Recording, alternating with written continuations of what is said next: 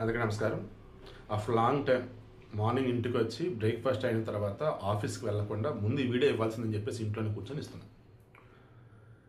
నేనైతే అసలు ఏమవుతుంది మనుషులకి అనిపించిందండి. నాకైతే నిజంగా ఓపిక ఉండటం వల్ల ఇది జరిగింది, ఆ తర్వాత అది జరిగిద్ది, ఆ తర్వాత ఏం జరిగిద్ది ఆలోచించాలి కదా. వాళ్ళ అత్త ఈమెని వాళ్ళ అత్త చాదస్తంతో ఇబ్బంది పెడుతుంది. ఈమె వాళ్ళ అత్తని చంపింది. మరి ఆ తర్వాత పిల్లల పరిస్థితి ఏంటి? చంపినామో దొరికింది పోలీసులు ఖచ్చితంగా. పిల్లల పరిస్థితి ఏంటి? భర్త పరిస్థితి ఏంటి? దాన్ని అప్పుడు భర్త ఇంకో పెళ్లి చేసుకుంటే ఈమె పరిస్థితి ఏంటి? ఏం చెప్పాలండి. విశాఖపట్నం పెందుర్తి ఏరియా అప్పన్నపాలెం, అక్కడ వర్షిణి హోమ్స్ అనుకుంటా, గేటెడ్ కమ్యూనిటీ. సుబ్రహ్మణ్య శర్మ ఈయన నేర్పినటువంటి ఆలయంలో పూజారి, పౌరోహిత్యం చేసుకుంటూ ఉన్నారు. సో ఆబ్వియస్లీ ఇక వాళ్ళ ఇంట్లో నియమనిష్టలని ఆచార వ్యవహారాలు అవన్నీ ఉంటాయి. జయంతి కనక మహాలక్ష్మి ఈ పురోహితుని యొక్క తల్లిగారు. ఇతనికి సుబ్రహ్మణ్య శర్మకి భార్య, పేరు లలిత. అత్తగారు అటువంటి కనక మహాలక్ష్మి పెళ్ళైనప్పటి నుంచి కూడా ఈ లలితతో ఆ పని ఈ పని, ఆ నిష్ట ఈ నిష్ట, అది ఇది అంటూ ఉంటే, సరే పెళ్ళైన కొత్తలో కదా అనుకుంటున్నారు, బ్రాహ్మణులు కాబట్టి ఇక ఉంటూనే ఉంటాయి ఆ పూజ ఈ పూజ అవన్నీ ఇవన్నీ. మరి ఈ లలితకి ఏమైంది ఏంటో, ఉన్నట్టుండి ఈ అత్త బతికుంటే నన్ను ఇంతే సాధించింది, ఇబ్బంది పెడుతుండేది, ఇక నాకు సుఖం లేదా అని చెప్పేసి అనుకుని 66 సంవత్సరాల వయసున్నటువంటి వాళ్ళ అత్తగారిని చంపాలని ప్లాన్ చేశాను. చక్కగా గూగుల్లో వెతికింది, how to kill old lady, ఎలా ఎస్కేప్ అవ్వాలి, మొత్తం యూట్యూబ్లో గూగుల్ అవే వెతికింది. ఇది ఎలాగో ఎలా దొరికిందో చెప్తాను ఇది కూడా. ఓకే, వెతికి మొత్తానికి ప్లాన్ చేసుకుంది. మొన్న 6వ తారీఖున వాళ్ళకి కొంచెం దూరంలో ఉన్నటువంటి పెట్రోల్ బంక్ దగ్గరికి వెళ్ళి ఒక 100 రూపాయలకి పెట్రోల్ తీసుకొచ్చేసి ఒక బాటిల్ పెట్టి ఇంట్లో దాచింది. ఈమెకి 2 పిల్లలు. ఆ పిల్లలతో మొత్తంకి స్కెచ్ చేసేసుకుంది. పాప పిల్లలకి ఏం తెలియదు, స్కెచ్ అంతా లలిత వేసేసింది. ఏ రకంగా, ఇంట్లో దొంగ పోలీసు ఆడుకుందాం, ఆ నాయనమ్మని కాలు చేతులు కట్టి కళ్ళ గంటలు కట్టేద్దాం అన్నట్టు. పాపం ఆ పిల్లలు అలాగే చెప్పి ఇది చేశారు. పాపం ముస్లాం కూడా మనవరాలే కదా, ఓకేరా అలాగేనమ్మా అన్నారు. కూర్చులో ఈమె కాలు చేతులు కట్టేసి కళ్ళ గంటలు కట్టారు. ఇంకా వాళ్ళ అమ్మ సైగ చేసింది, లలిత మీరు వెళ్ళి దాంకుపోండి అని చెప్పేసి. వాళ్ళు వెళ్ళి దాంకున్నారు. ఇక లలిత ప్లాన్ వర్కౌట్ అయింది. కాలు చేతులు కట్టేశారు, కళ్ళ గంటలు కట్టేశారు. తీసుకొచ్చి పైన పెట్రోల్ పోసింది. ఇదేంటి పెట్రోల్ పోస్తున్నాడు, ఆటల భాగంలో ఏం కాదు అంటే పాపం పిచ్చామ ముసలామ నమ్మేసింది. పెట్రోల్ పోసేసింది, తగలబెట్టేసింది. ఇక అరుస్తున్నప్పుడు సౌండ్ వచ్చింది కదా, తెలివిగా సౌండ్ ఎక్కువ పెట్టాను.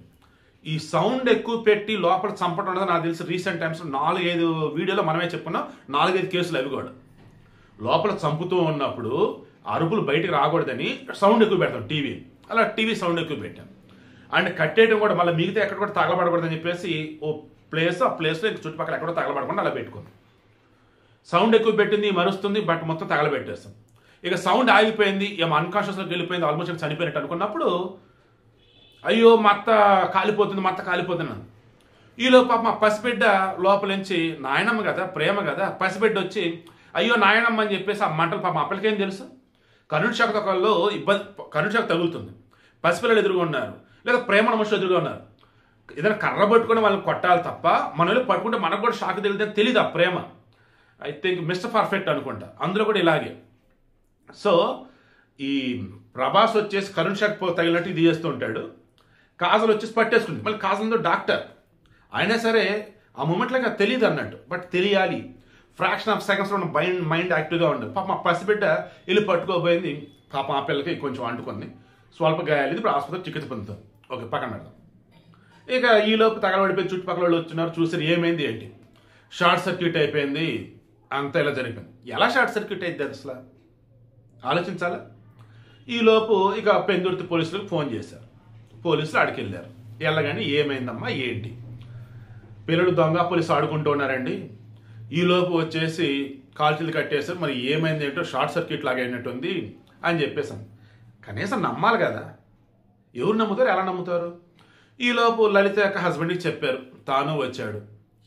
వాళ్ళ భార్య ప్రవర్తించి కొంచెం అనుమానం వచ్చింది. ఎందుకంటే ఖచ్చితంగా రోజు చెప్పింది కదా, మెమ్మేంటి రోజు నన్ను ఇబ్బంది పెడుతుంది, మెమ్మ మారదా, మెమ్మకి ఇంతేనా, చాదస్తం పెరిగిపోతుంది, ఓల్డ్ ఏజ్ హోమ్లో ఏంటి, లైక్ ఇలా కూడా చెప్పండవచ్చు.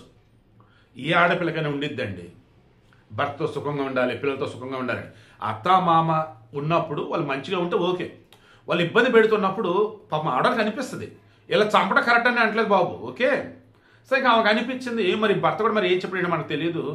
ఇక వాళ్ళ అమ్మ తగలడిపోయింది, పోలీసులు వచ్చున్నారు. ఈ భార్యను అడుగుతుంటే అతను ఎక్కడో తేడా కొట్టింది. ఇక నెమ్మదిగా పోలీసులకి వెళ్ళి చెవిలో చెప్పేశాడు, నాకు మా ఆవిడ మీద అనుమానం అని చెప్పేసి. ఏమో ఒకసారి నీ ఫోన్ ఇవ్వమ్మా అన్నారు. ఫోన్ తీసుకున్నారు. చూస్తే హిస్టరీ మొత్తం చెక్ చేస్తే అందులో ఎలా చంపాలి, how to killed old lady and how to escape from murder, ఎలా చంపాలి, ఎలా ఎస్కేప్ అవ్వాలి, అవే ఉన్నాయి. ఏంటి విషయం అన్నారు. ఓపెన్ అయిపోయింది. ఇంకా నేనే చంపేశా. ఎందుకు? నరకం సార్, మా అత్తతో చేతస్తాను సార్, చంపేసింది సార్ నన్ను, అసలు అలా అడిచింది సార్, సుఖం లేదు, సంతోషం లేదు, మొగుడితో ఏ రోజు లేదు సార్ అని చెప్పేసాను. సరే పాదమ్మా అని చెప్పేసి తీసుకెళ్ళిపోయారు. మీరు ఇప్పుడు ఆ పిల్లల పరిస్థితి ఏంటి, మొగుడి పరిస్థితి ఏంటి? ఆ మనిషిని తగలబెట్టిన ఇంట్లో వాళ్ళు ఉండగలుగుతారా? కొంచెం ఆలోచించండి.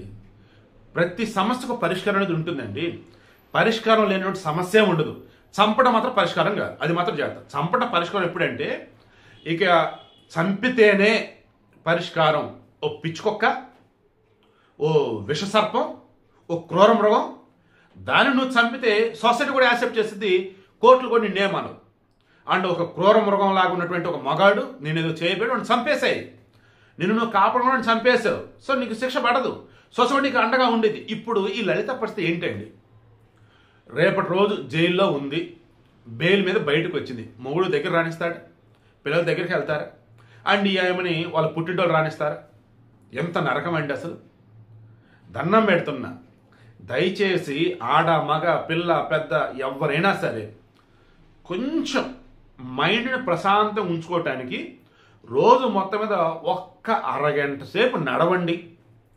వీలైతే ఒక్క 5 నిమిషాల సేపు ప్రశాంతంగా ఒంటరిగా కూర్చొని మెడిటేషన్ చేసుకోండి. మంచి మంచి కథల పుస్తకాలు చదువుకోండి. లేదన్నప్పుడు మంచి మంచి, మీరు క్రైస్తవులైనా ముస్లింలైనా హిందువులైనా ఏ మతస్థులైనా మీ మత గ్రంథాల్లో మంచి మంచి కథలు ఉంటాయి. అండ్ మంచి మంచి, దాన్ని ఏం చెప్పాలి, మోరల్ రిలేటెడ్ ఉంటాయి, ఎథిక్స్ రిలేటెడ్ ఉంటాయి. అవి చదువుకోండి. అప్పుడే కదా కొంచెం మనసు ప్రశాంతం. అంత ఎందుకు నేనే చెప్తున్నానండి, నా చుట్టుపక్కల ఒకప్పుడు ప్రతి చిన్నది కూడా ఎంజాయ్ చేశాడు. ఎంత పెద్ద ప్రాబ్లమ్స్ అని ఈజీగా ట్యాకిల్ చేశాడు. నా ఛానల్ పెట్టిన తర్వాత, ఎస్పెషల్లీ కరోనా తర్వాత ఛానల్ పెట్టిన తర్వాత 2022 ఆ సమయంలో, ఇంకా మా నాన్నగారు చనిపోయిన కొద్ది రోజుల ముందు అనుకోవచ్చు, మా నాన్నగారు చనిపోయిన తర్వాత కావచ్చు, నా మైండ్ అసలు ఎలా మారిపోయిందంటే, నా నీడను చూసి కూడా అనుమానించే అంత, ఎదురున్న నవ్వుతూ ఉంటే ఆ నవ్వు వెనక ఏముందని అంత, ఎవరన్నా పిచ్ కామెంట్ పెడితే వాడు ఎక్కడో చేంజ్ చేస్తాడని ఇది భయం, ఎవడు ఏదైనా కరెక్ట్గా వస్తే తప్పుగా అన్నాడనేసి బాధపడదు. ఇలా నాకే మైండ్ మొత్తం ఖరాబ్ అయిపోయింది. ఇక అప్పుడు వామ్మ ఇలా కాదని చెప్పేసి డైలీ మార్నింగ్ వెళ్ళటం. మాకు నియర్ బై చాముండేశ్వరి టెంపుల్ ఉంటుంది. రోజు వెళ్ళేటప్పుడు వాకింగ్ చేయటం, వచ్చేటప్పుడు గుళ్ళో దండం పెట్టుకోవటం, అండ్ ప్రశాంతంగా కాసేపు ఒంటరిగా కూర్చోవటం, మళ్ళీ ఈవినింగ్ వాకింగ్కి వెళ్ళటం. అప్పుడు కొంచెం బెటర్ అయ్యా. ఇక ఆ తర్వాత ఇంకా ఇంటి పనులు లైక్ అన్ని అన్నీ నా పనులు నేను చేసుకుంటూ బయట కూడా అన్ని చక్క పెట్టుకుంటూ ఉంటే అప్పుడు ఆల్మోస్ట్ స్టేబుల్ అయ్యా. ఇది మీకెందుకు ఓపెన్గా చెప్తున్నానంటే, ప్రతి ఒక్కడు కూడా ఏదో ఒక మానసిక సమస్యతో బాధపడుతున్నాడు, ఇబ్బంది పడుతూనే ఉన్నాడు. దాని నుంచి బయటపడాలంటే ఒక ప్రశాంత వాతావరణం మన చుట్టూతో ఉండాలి. అండ్ మనకు కనపడేది మొత్తం కూడా అనుమానంగా చూడాల్సిన అవసరం లేదు. అండ్ మనకు కనపడేది ఏది కూడా ప్రమాదం అని చెప్పేసి అనుకోవాల్సిన అవసరం లేదు. అలా అని చెప్పేసి కంటికి తగిలే పులని కనిపెట్టుకు తిరగదు, ఇది మాత్రం వదలకండి. సో వీడియో క్లోజ్ చేస్తున్నా. మన చుట్టుపక్కల ఉన్న వాళ్ళతో కొంచెం మంచిగా ఉండండి. దూరంగా ఉన్నటువంటి వాళ్ళైనా దగ్గరగా ఉన్నటువంటి వాళ్ళైనా be positive, but be practical, be wise. అంతిమంగా నేను మరలా చెప్తున్నా, మనం చేసే పని వల్ల సమస్యకు పరిష్కారం దొరకాలి తప్ప ఒక సమస్యకు ఇంకో సమస్య పరిష్కారం కాకూడదు. అది పరిష్కారమే కాదు. కొత్త సమస్యలు రావటం వల్ల మన జీవిత నాశనమైపోయి, మన పిల్లల జీవిత నాశనమైపోయి, మన ఫ్యామిలీ రోడ్డుని పడిపోయింది. పాపం ఈ లలిత మరి ఎంత బాధపడిందో తెలియదు, కానీ అతను మాత్రం అన్యాయంగా ఘోరంగా చంపింది. ఆ కుటుంబం అంతా ఈరోజు రోడ్డుని పడ్డట్టు అయిపోయింది. అవునా కాదు? కింద కామెంట్లో తెలియచేయండి.